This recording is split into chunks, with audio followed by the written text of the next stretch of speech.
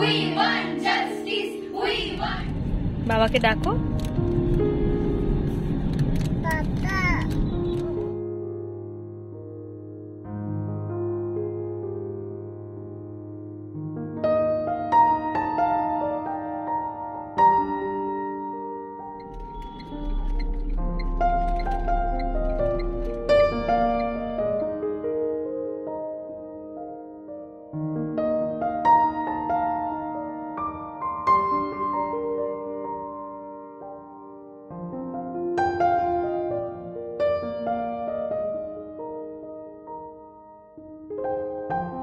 নমস্কার, আমি মধুরিমা আর এই যে আমার সাথে মিষ্টি। Welcome to my blog my tips. তো আমরা এখন দুজনেই রেডি হয়েছি আর মিষ্টির অবস্থা দেখুন। রেডি হওয়ার পরে এই যে একটা পুঁতির মালা কোথা থেকে জোগাড় করেছে সেটা গলায় পড়ে। আজকে সানডে, আমরা বেরিয়ে থাকি, তো সকাল থেকে অনেকবার প্ল্যানিং হচ্ছে আর প্ল্যানিং ভাঙছে বৃষ্টির জন্য।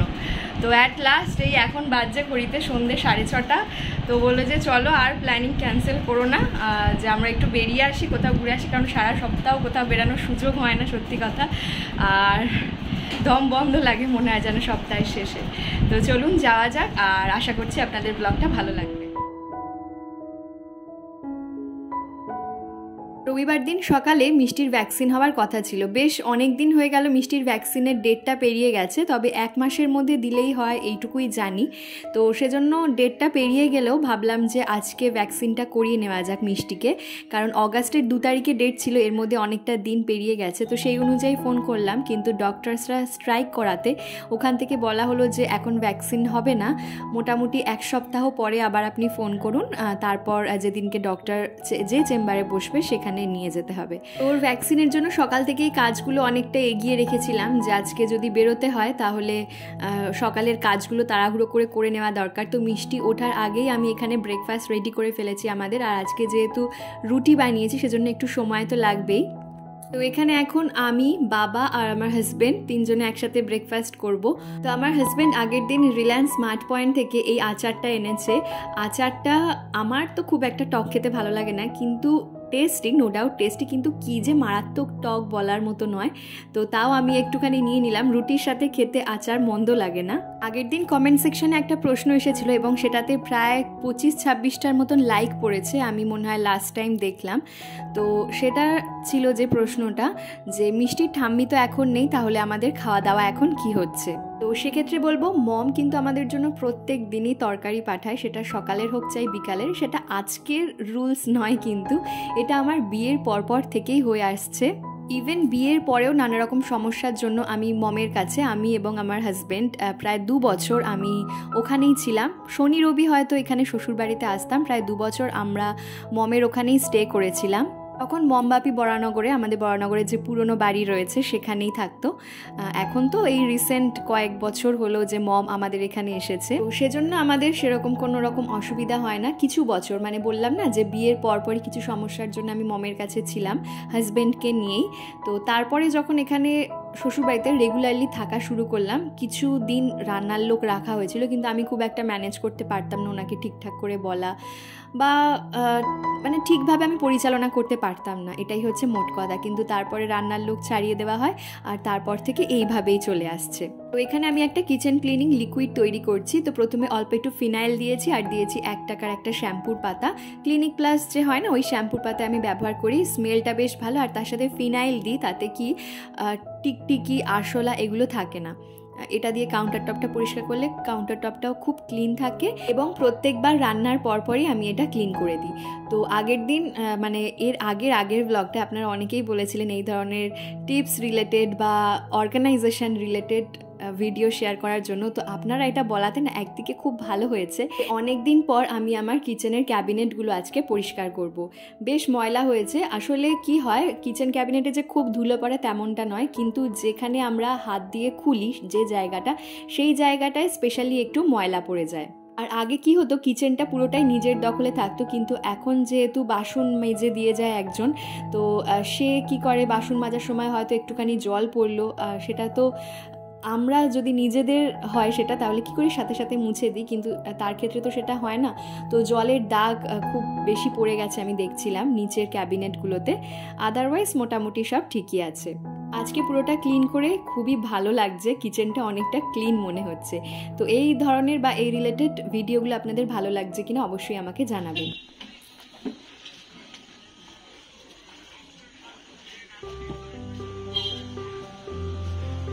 মিষ্টির অবস্থা দেখো, গলায় হাতটা পরে চলে এসেছে মাম্মাই, কিউটি পাই।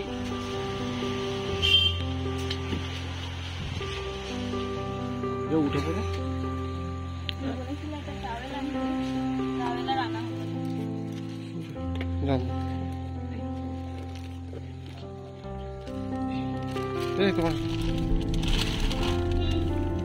তো এই যে অনেক দিন পর আবার গাড়িতে উঠলাম, সেই আগের সানডেতে গিয়েছিলাম। নতুন গাড়ি কেনা হওয়ার পর থেকে আমি জাস্ট দুবার উঠেছি। ও তো প্রত্যেক দিনই সকালে নিয়ে বেরোয় ড্রাইভ করতে, তো মাম্মাই আসতে। আর মিষ্টি অ্যাজ ইউজুয়াল দুষ্টুমি শুরু করেছে। আর আজকের বাইরের ওয়েদারটা সকাল থেকে মানে বৃষ্টি বৃষ্টি বৃষ্টি। কি হয়েছে মাম্মাই? আর এখন একটু বৃষ্টিটা কমেছে, কিন্তু তাও মাঝে মধ্যে ঝিরিঝিরি বৃষ্টি তো পড়ছেই।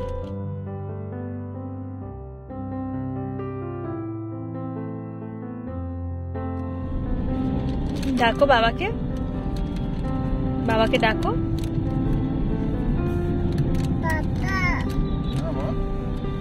বলো আমি তোমার কাছে যাব। বলো আমি যাব, বলো আমি যাব।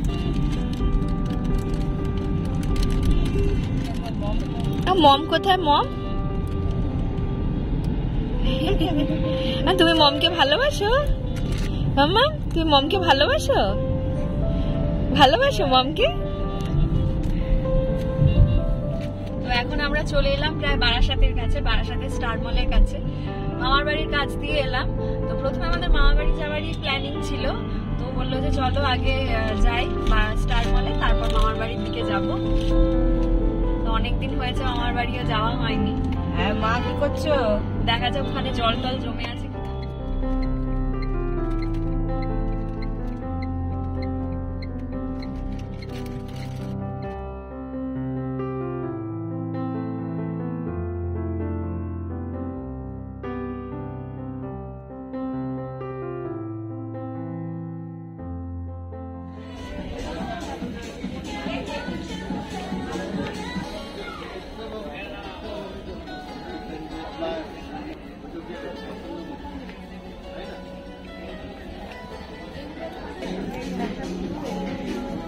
ধরবে না মা।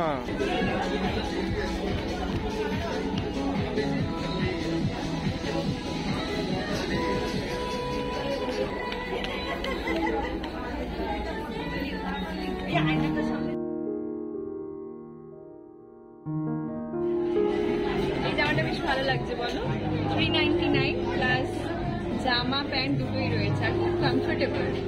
মিষ্টির পরে খুব আরাম হবে। এটা তোমার পিছনে কি দেখো,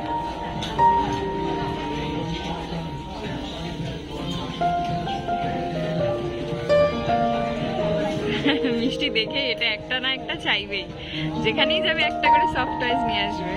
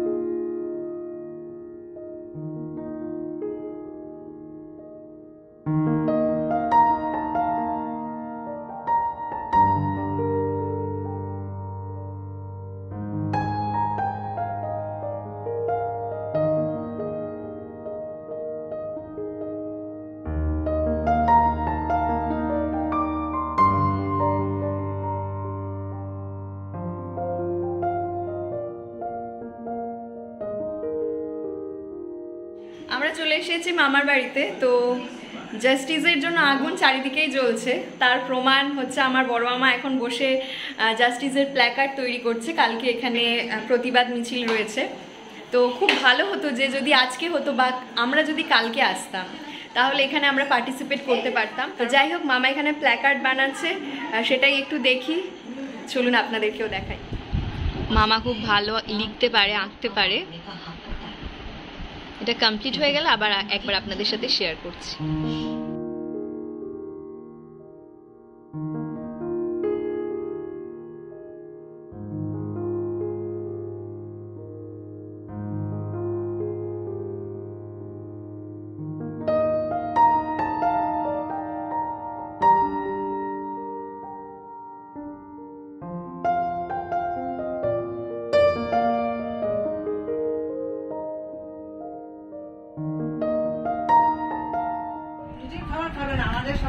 ওটাই ভালো। আরে না না, ওই যে আসো আসো, এই যে এই যে এই যে না না,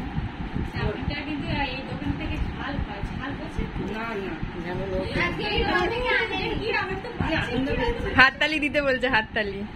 খাও খাও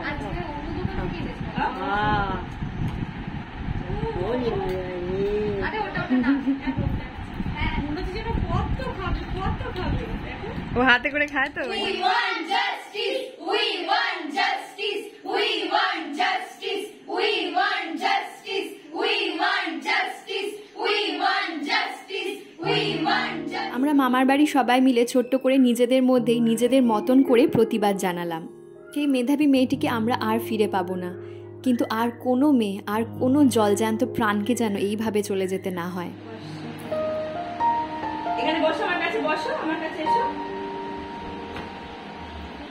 তো কালকে মিষ্টির জন্য যা যা কেনাকাটা করলাম তার মধ্যে মিষ্টিকে সকালে এই প্যান্টটা একটু পরিয়ে দেখছিলাম যে ওর সাইজটা ঠিক আছে কিনা। মামার তার মধ্যে মিষ্টি প্যান্টটা ভিজিয়ে ফেলেছে, তো এটা সব জামাগুলোই আজকে কেচে দেবো। তো সেজন্য এই প্যান্টটা আলাদা করে রেখেছি। কালারটা পরছি, এগুলো এই সামনে শীত আসছে তো ঘরে পড়তে কাজে লাগে। মিষ্টির যে সমস্ত ফুল প্যান্ট গুলো রয়েছে ম্যাক্সিমামই সব ওই নষ্ট হয়ে গেছে, তারপর হয় এত কাঁচা হয় তো সেই জন্য নষ্ট হয়ে গেছে, কোনোটা কি ছিঁড়ে গেছে এরকম টাইপের। তো সেজন্য আমি ভাবলাম যে কয়েকটা ফুল প্যান্ট যদি স্টকে থাকে তাহলে ভালো হবে। তো এই যে এই ক্লিপগুলো নিয়েছি মিষ্টির জন্য, বেশ সুন্দর দেখতে, হালকার উপর, খুব বেশি জ্যাবরা কাজ নেই আর কি। এক একটা ক্লিপ ছিল এত জ্যাবরা কাজ যে বলার মতো না। তো একটু ক্লোজ ভিউ করে আপনাদের দেখাতে চাইবো, তার আগে মিষ্টিকে একটা পরিয়ে দেখি যে কেমন লাগছে।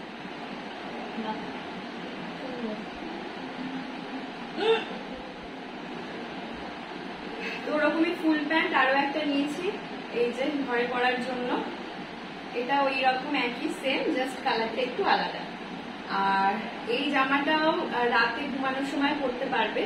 এটা একটা প্যান্ট রয়েছে সাথে, আর উপরে একটা জামা রয়েছে, আর খুব কমফোর্টেবল। জামাটা খুব সফট, সেজন্য আমি নিলাম এই যে জামাটা, আর তার সাথে এই প্যান্টটা রয়েছে। প্যান্টটাও বেশ দেখতে সুন্দর, তাই না? প্যান্টটা এমনি অন্য কোনো জামার সাথেও পরতে পারবে। প্লাস এটা একটু নতুনত্ব লাগলো আমার, কাফতান টাইপের, উপরের শর্ট টপ আর কি, কাফতান টাইপের, কালারটাও সুন্দর। এটা নিয়েছি একটা।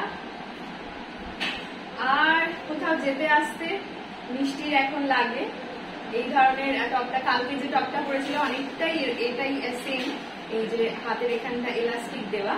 তো মিষ্টির হয়তো এখন একটু বড় হবে, তবে এই যে সামনে শীতকাল আসছে, কোথাও যেতে আসতে সেই সময় পরতে পারবে, হালকা শীতে পরতে পারবে। তো এই একটা নিয়েছি, আর একদমই সেম, এটা একদমই প্রায় সেম, জাস্ট কালারটা আলাদা। এই একটা জামা নিয়েছি, এটা ওই নিচে এলাস্টিক লাগানো হাতে। তাহলে আজকের ভিডিওটা এখানেই শেষ করছি। যারা শেষ অবধি দেখলেন আশা রাখবো ভিডিওটা হয়তো তাদের একটু হলেও ভালো লেগেছে। যদি ভালো লেগে থাকে তাহলে চ্যানেলটা সাবস্ক্রাইব করে দেবেন। কেমন লাগলো অবশ্যই কমেন্ট সেকশনে জানাবেন। আর আপনার করা একটা লাইক আমাকে নেক্সট ভিডিও বানাতে অনেক অনেক বেশি মোটিভেট করবে। তাহলে আজকের ভিডিওটা এখানেই শেষ করছি। ফিরবো নতুন ভিডিও নিয়ে। ভালো থাকবেন, সুস্থ থাকবেন, ধন্যবাদ।